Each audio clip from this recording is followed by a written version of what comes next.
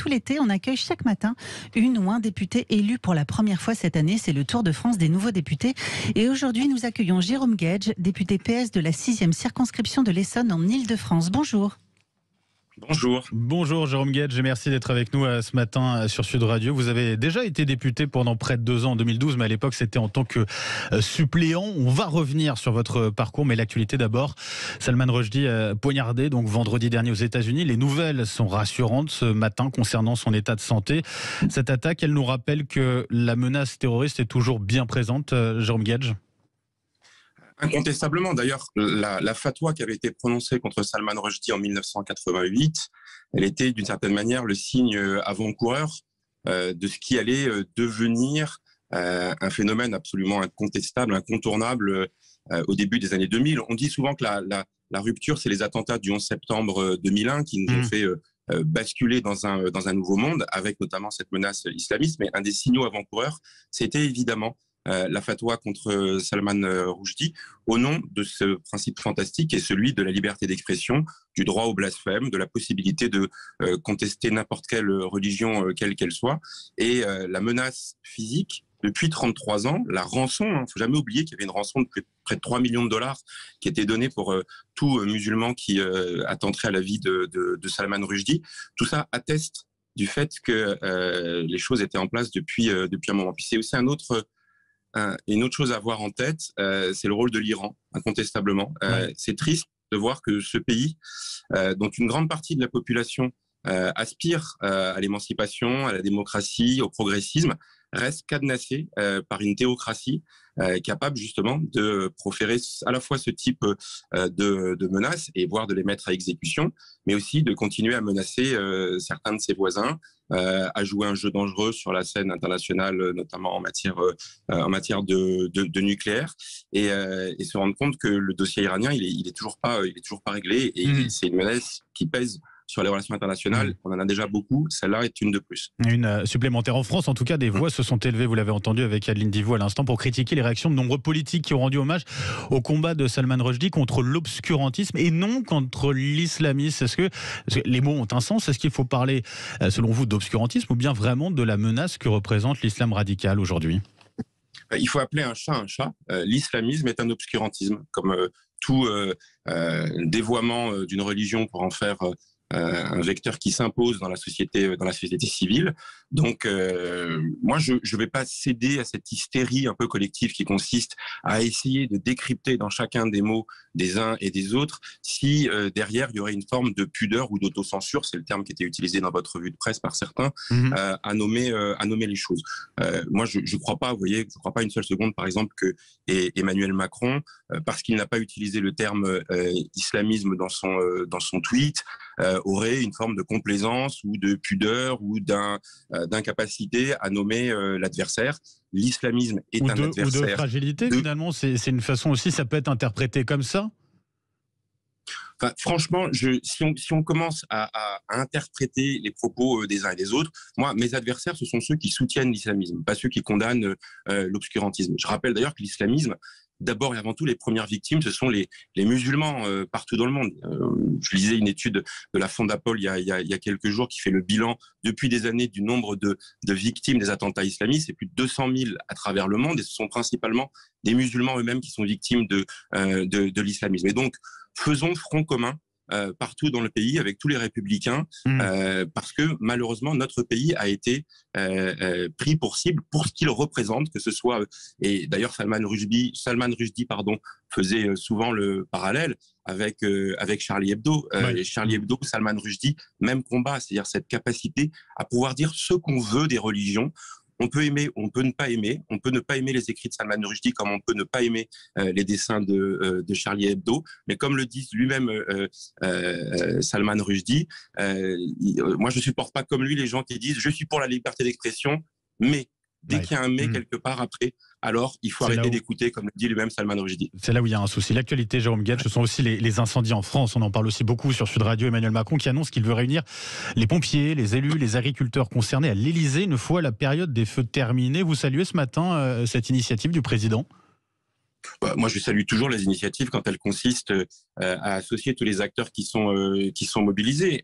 Mais derrière ça, pour moi, il y a un signal quand même qui est donné. C'est peut-être celui d'une prise de conscience tardive, et je ne jette pas la pierre exagérément sur Emmanuel Macron. Je pense que c'est l'ensemble de la société. Ça fait des années que d'abord les chercheurs, certains responsables politiques nous alertent sur les conséquences du réchauffement climatique. Et ça fait des années qu'on nous dit qu'un jour ou l'autre, les méga-feux concerneront aussi le territoire national. On les regardait parfois de loin quand ils concernent l'Australie ou la Californie. Les méga-feux, ils sont chez nous et ils ont vocation, malheureusement, à être là pour longtemps. Donc ça pose la question, au-delà de l'urgence, de la manière dont on répond à ces situations, qui est en soi déjà aussi intéressante, parce que quand je vois le tour de table que fait Emmanuel Macron face à des crises de cette nature, face au réchauffement climatique, face aux inégalités qui vont en résulter, on a un outil précieux, à chaque fois, c'est le service public. C'est pas des acteurs privés qui sont en première ligne, et c'est normal. Quand on a la société dans son équilibre qui est menacée, ce sont les services publics. C'est par exemple les services d'incendie et de secours, ce sont les pompiers, c'est la protection civile, ce sont les élus locaux. Pourquoi je dis ça? C'est parce qu'il faut être bien conscient que face à ce bouleversement majeur, vous dites climatique, ouais.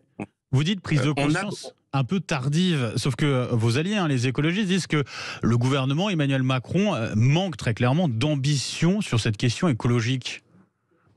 Oui, alors ça c'était le premier point sur lequel je voulais m'arrêter une seconde, c'était avoir conscience, comme pendant la crise Covid, que c'est les services publics qui ont permis au pays de tenir debout. Oui. Face au réchauffement climatique, on a besoin d'une intervention forte de la puissance publique quand il y a des situations d'urgence. Mais l'intervention la plus forte de la puissance publique, c'est de faire en sorte que les causes de ces méga-feux ne perdurent pas. Or, la question du réchauffement climatique, la question de la transition écologique, ce qu'on appelle nous la bifurcation écologique, qui est un chantier sur 10 ans, sur 20 ans, sur 30 ans, dans lequel se joue la survie de l'humanité. Je continue à le dire en le regrettant, et je ne crois pas qu'il a été pris à sa juste mesure par les pouvoirs publics et singulièrement par le gouvernement. On doit voir dans quelques semaines des textes arriver, mais le changement de braquet que nous impose ce réchauffement climatique, pas en le regardant comme quelque chose d'exotique qui ne concernerait pas nos populations, les populations françaises vont être concernées. Certains habitants de littoral vont être concernés. Les méga-feux nous concernent. Les canicules qui vont être aujourd'hui à répétition et qui touchent les plus fragiles, je pense notamment aux personnes âgées, nous obligent aujourd'hui à peser dans la politique nationale, mais aussi sur la scène internationale, pour que, à un moment où malheureusement les choses se compliquent, on voit les Chinois qui, en mesure de rétorsion, se retirent de la COP et dans la discussion avec les États-Unis, on doit jouer de tout notre poids, parce que là, c'est l'avenir de l'humanité qui est en jeu, et j'ai encore le sentiment, mais moi je fais jamais des procès d'intention, j'ai encore le sentiment que on ergote, on est petits bras dans la bifurcation, donc vous attendez écologique. Plus. Ça devrait être la priorité de tout gouvernement. Vous attendez plus donc de ce gouvernement-là, oui, et d'Emmanuel Macron à ce sujet. Jérôme Guedj sur Sud Radio, député PS, je le rappelle, de la 6e circonscription de l'Essonne. Venons-en au vote des étrangers, aux élections municipales. Est-ce que vous êtes favorable à une telle mesure ? Moi, je suis favorable à toutes les mesures qui permettent de faire vivre l'égalité. La France, c'est le pays de l'égalité, et je considère que le droit de vote des étrangers aux élections locales est un progrès de l'égalité, parce qu'il permet à des personnes qui participent à la vie municipale d'y être associées dans le choix des personnes qui vont les représenter dans les conseils municipaux. Mais moi, je souhaite qu'une telle mesure, elle soit pas envisagée de manière sèche, isolée. Trop longtemps, on va pas se mentir, elle a été un peu instrumentalisée comme une sorte de mesure un peu emblématique qui déclenchait, y compris des passions, des hostilités, des débats. Moi, je suis pour une politique globale de promotion de l'égalité et de lutte contre les discriminations. Vous avez vu, il y a quelques jours, SOS Racisme a fait des tastings sur des plages du Sud pour montrer que malheureusement, il y avait encore des discriminations dans l'accès, en l'occurrence à un transat sur la plage. Il y a des discriminations à l'emploi, il y a des discriminations dans l'accès au logement, et il y a une discrimination légale qui empêche des personnes qui vivent sur le territoire de pouvoir participer au choix de leur maire et de leur maire adjoint. Donc, si on veut vraiment vivre un pays de l'égalité, alors il faut une politique massive de lutte contre les discriminations dans laquelle la question du droit de vote est un des éléments, mais pas isolé. Il faut l'intégrer dans une politique plus globale. Et moi, je suis favorable. Historiquement, vous savez, quand vous disiez tout à l'heure, j'ai été député, c'était un des engagements de François Hollande. Et la mesure est réapparue puisque le président de la commission des lois, assez courageusement, qui est La République En Marche, Sacha Houlié, a fait cette proposition. Sauf que moi, je lui en fais une autre. C'est Olivier Faure, le patron du PS, qui l'a rappelé. Il y a déjà un texte qui a été voté au Sénat en 2011. Il suffit de l'inscrire à l'ordre du jour de l'Assemblée nationale. Et à ce moment-là, une fois que le texte est voté par les deux assemblées, c'est la solution du référendum, puisque c'est la seule qui est applicable pour le faire. Et je pense que c'est un débat pour faire vivre l'égalité, pour combattre aussi un certain nombre de replis dans les villes. Je pense qu'une pleine intégration républicaine est utile. Donc pour vous, c'est une mesure, pour le coup, vous êtes favorable à cette mesure. Alors les prochaines élections, en l'occurrence, ce ne sont pas des élections municipales, mais les européennes. Elles auront lieu en 2024. Vous-même, vous êtes favorable au maintien de la NUPES avec une liste commune. On le voit, le sujet divise très fortement. Le patron des écolos, Julien Bayou, dit que dans son parti, Europe Écologie Les Verts, la question ne sera débattue qu'au second semestre 2023. L'idée d'une liste commune, elle est loin de faire l'unanimité, Jérôme Guedj, en tout cas. Non, mais moi, je vais préciser ma pensée, parce que j'ai réagi à une proposition de Manuel Bompard, de la France Insoumise, qui a dit qu'il souhaitait que la NUPES se prolonge au moment des élections européennes. En effet, elles ont lieu dans 2 ans. Moi, je ne ferme pas la porte immédiatement. On ne peut pas sortir d'une période où on a fait un accord électoral qui a été convaincant parce qu'on a travaillé sur le fond, qui a permis d'être la première opposition au Parlement, et immédiatement de dire à nos électeurs « Ah bah c'était juste pour une fois ». On l'a fait pour les législatives et l'idée du rassemblement de la gauche et les écologistes, elle s'arrête là. Moi, je pense qu'il y a une aspiration dans le pays pour les électeurs de gauche et écologistes à ce que, sur les à chaque fois, nous cherchions... sur les questions européennes, Jérôme Guedj, pardonnez-moi. Vous avez raison. Mais il y a des grandes différences entre, d'un côté, un Jean-Luc Mélenchon et puis de l'autre, le Parti Socialiste, votre parti.